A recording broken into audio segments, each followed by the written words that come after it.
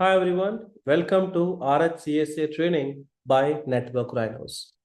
I'm Vishnu. In this course, we are going to learn about Linux from basics, step by step, and prepare you to become a Red Hat certified system administrator. Now, Module 1. It is all about getting familiar with Linux and RHEL, Red Hat Enterprise Linux. Before we jump into commands and labs, I help you to understand what Linux actually is, where it is used, and why it is so important in today's IT world. See, if you look at servers in data centers, cloud platforms like AWS or Azure, or even your Android phone, all of them are powered by Linux. So, by learning Linux, you are not only learning an operating system, you are learning the backbone of IT world. In this module, we cover topics like what is Linux or Linux, what is RHEL, why it is so popular for enterprise. We will understand the Linux architecture like kernel, shell, file system, working with Linux command line, logging in and switching users. By end of this module, you will be comfortable working in Linux environment. All right, guys, let's begin the journey with the slide number 1. All right, everyone. Now let's understand what RHEL actually is. Because this is the foundation of rest of your RHCSA journey, we will understand what is RHEL first. RHEL stands for Red Hat Enterprise Linux. It is an enterprise grade version of Linux developed by Red Hat, a company that provides commercial support and enterprise level tools for Linux. Think of RHEL like this. There are many Linux distributions like Ubuntu,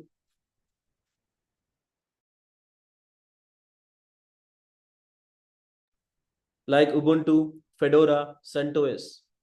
But RHEL or RHEL is built especially for companies and need stability and high security and very good performance.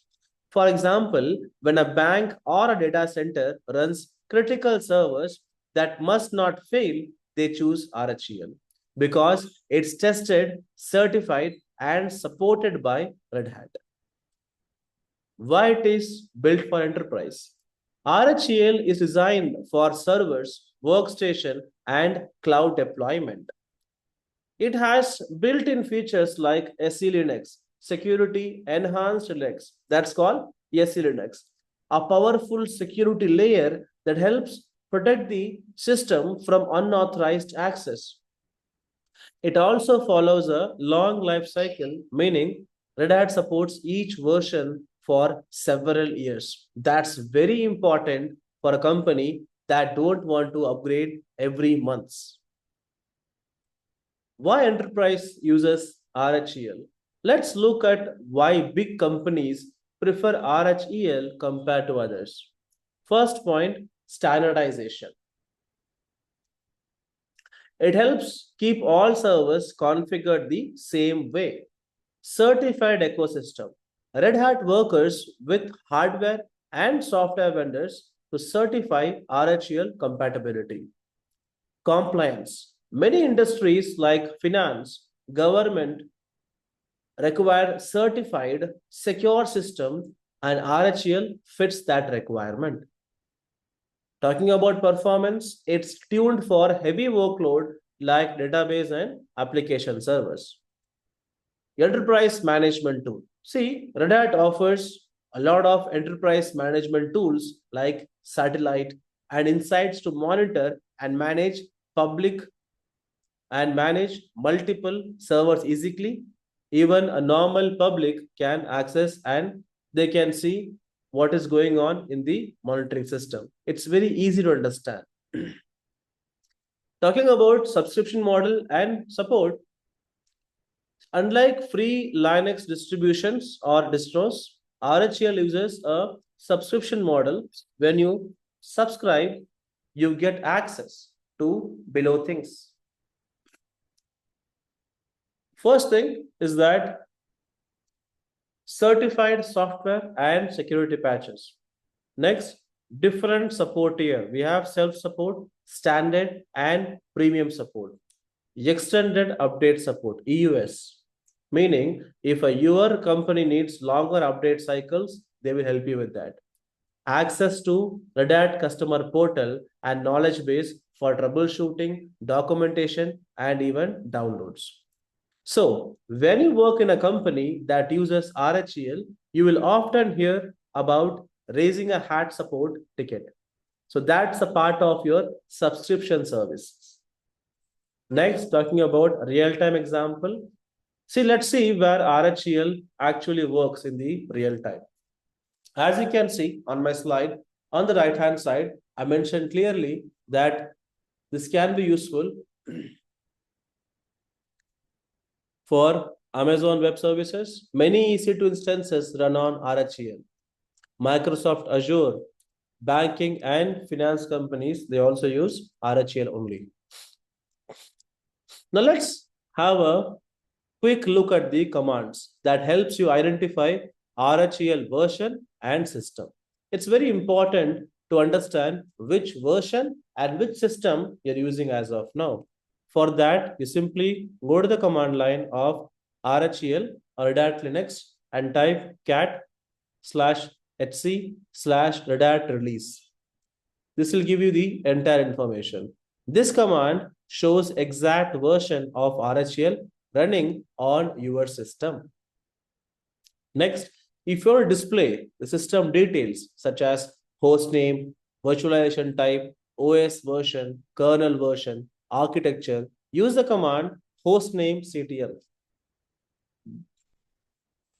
I'll give you a pro tip, guys. Whenever you log into a server and want to confirm what system you're working on, use these commands first. They help you quickly identifying the version, kernel, and OS details. So that's the overview of RHEL, stable, secure, and enterprise-ready Linux built for a serious business environment. Next time, we'll look into the next part of Linux in next slide. Till now, if you guys have any question, please put on the comment section. I make sure to reply for those questions. Thank you. Let's go with the next slide now.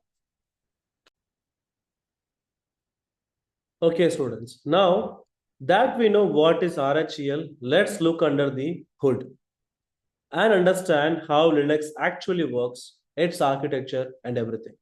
This is very important because when you start troubleshooting and managing servers, you should know which layer does what. We will talk about the core components of Linux, starting with the hardware. See, this is the physical part of your computer, the CPU, memory hard disk, and network card. Think of this as a body of the system. Then we got kernel. Kernel is the heart or brain of Linux. It directly talks to the hardware. It manages CPU scheduling, memory allocation, and device control also. See, if your application says, hey, I want to store a file on a disk, it doesn't talk to the hardware directly. It asks kernel to do it. So kernel is the main person who does all the function and works between your application as well as your hardware. So the kernel acts as a bridge between application and hardware. Next, we got system libraries. These are collection of pre-written functions that help application talk to the kernel easily. For example, instead of writing a complex code to open a file, application just call a library function like open braces, which internally talks to the kernel. So behind this one command called open and a bracket, behind the scene, we do have a complex code, which as a end user, we don't really need to study those things. Then we got shell, interface for users to interact with kernel via commands. See, shell is our command interpreter, the middleman between you and kernel. See, when you type a command like ls or cat, the shell sends it to the kernel for execution.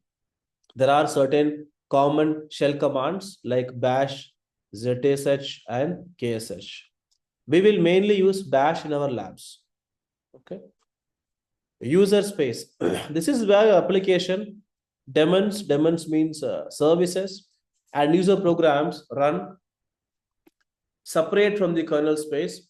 So if one user space program crashes, it won't crash your entire system. That's very important. Next, about file systems.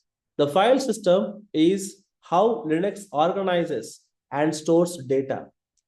Linux uses something called VFS, Virtual File System, a layer that allows multiple file system types like ext4, xfs, and nfs to work in same OS or operating system. Talking about Linux architecture layers, let's visualize the architecture of Linux from top to bottom. First, you got user space where you have the application, services, and utilities running. Then we got shell. We can use bash. Mainly we use bash. Then I got kernel where you have process, memory, device, and management.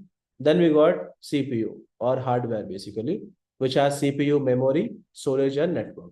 So basically, when you type a command, it travels from the user space all the way to the kernel, all the way to hardware space. So they travel from here to here.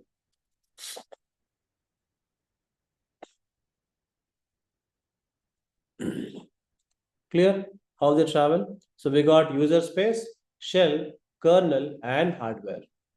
Next, we'll talk about the common example flow. Let's take a real example. When you type a command called ls in terminal, what actually happens behind the scene?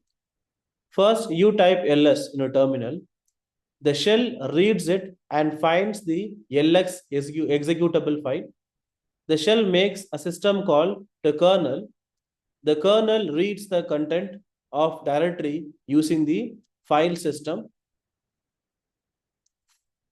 Then at last, you have the output returned to shell and displayed to user.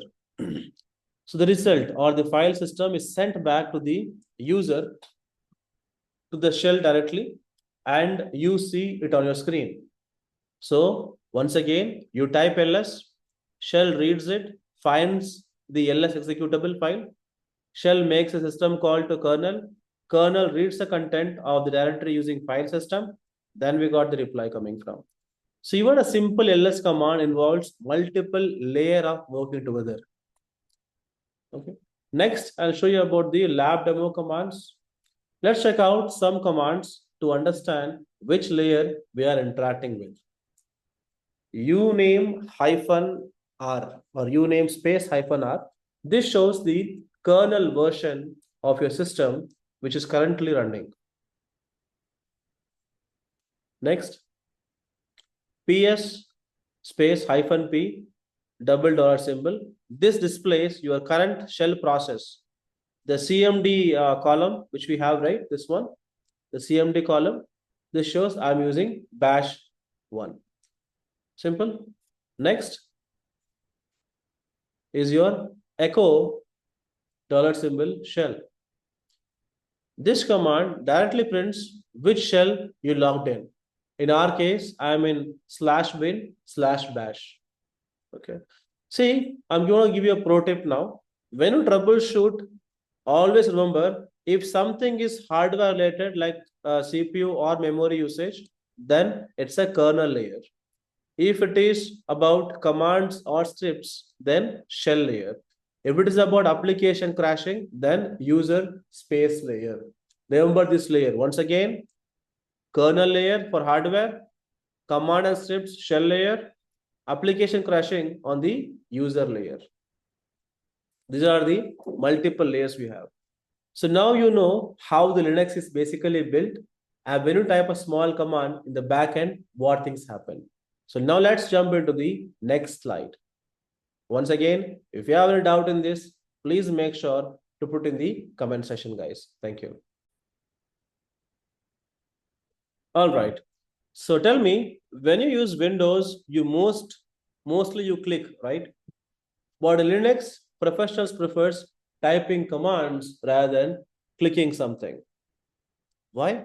Because using command line gives you a speed and precision and even control. Let's understand the difference between terminal like a CLI versus GUI. The first difference we'll understand. GUI, graphical user interface. It's like Windows where you click buttons and use menus. CLI means command line interface where you type commands and all. The command line gives direct access to the system functions. It's faster, lighter, and allows automation too, which is very important for system administrators. Talking about shell prompt format. See, when you open a terminal, you will see something like this, a dollar symbol. Let's understand what does that mean. Clearly, user means who you are logged in as. Who are you? Like, am I logged in as a Vishnu or you, network Rhinos, what? User. Then we got host, the system's host name. Directory is your current working folder. Dollar symbol shows that you are a normal user. If you see a hash symbol, means you are the root user. Talking about your efficiency and features, see, Linux command line is smart. It helps you type even faster. For example, you type half command on the keyboard, hit tab. If you hit tab, the command will autocomplete. You can use up arrow, bottom, up arrow, down arrow to see command history. I can even use a pipe symbol if you want to filter some of the specific information from the output. For example, I can type ls space pipe grep txt, meaning this will only filter the text file or txt files. Now, what is the benefit of using CLI? There are a lot of benefit, guys. Why should an administrator prefer CLI? I can automate tasks using scripts. You can manage servers remotely using secure shell. And CLI uses very little system resources, which is perfect and for servers and all. Talking about commands, we got a lot of command talk about here, basic important commands. ls means at least directory content, cd for change directory, pwd print working directory. Then we got create directory, copy files, mv for move or rename files, rm for removing files. I can use rm with hyphen I for safety purpose, guys. Okay. So example command, I can type rm space hyphen I old file.txt. This will ask for confirmation before deleting. It's a good habit for beginners. Let's talk about our real world scenario. See, in network rhinos, we always give JOIP based training. JOIP means job oriented intensive program. So every topic we cover, we try to cover like theory, lab, like others do. But here we go one step extra. We'll teach you theory, lab, a real world scenario, and then the interview questions too. So let's talk about this. Let's imagine that you are a system administrator in a company and your manager asks you to connect to a RHEL server and collect some log files for troubleshooting. So how do you do step by step? Let's understand. First, you have to connect to a server. To connect to the server, you type secure shell, username at the rate, the server name. This connects you to the remote RHEL server. Second, you have to navigate to the log directory, which I am doing there. cd /var/log. You move to the directory folder. Then you have to create a folder to organize logs. So I create a folder called maybe app logs. I type mkdir, make directory, then app logs to organize logs and all. Then I can copy files for analysis.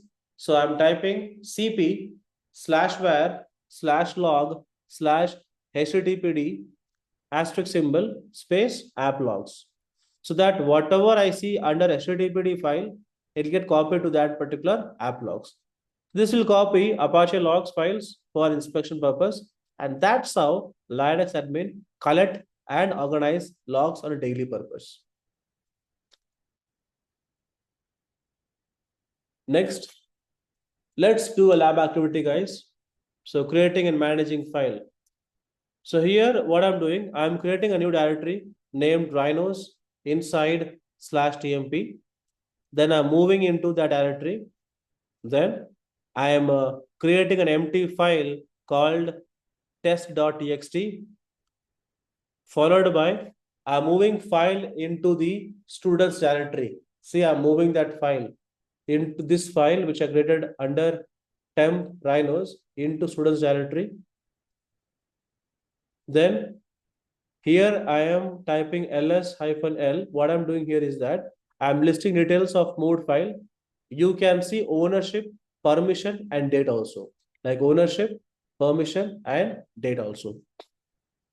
See, whenever you practice commands using /temp directory, it's safe area for testing because it resets automatically after reboot. Okay. And always use rm-i to delete files as files safely. And that's how professionals avoid doing mistakes and all. So this is all about your basic overview of Linux and CLI versus GUI. What is a shell commands, what we can use, and with the two small activity of lab. So next section will be on my next video. To see that, click on that video popping up on the top right, guys. Once again, myself Vishnu from Network Rhinos, and we are studying Red Hat Linux from basics.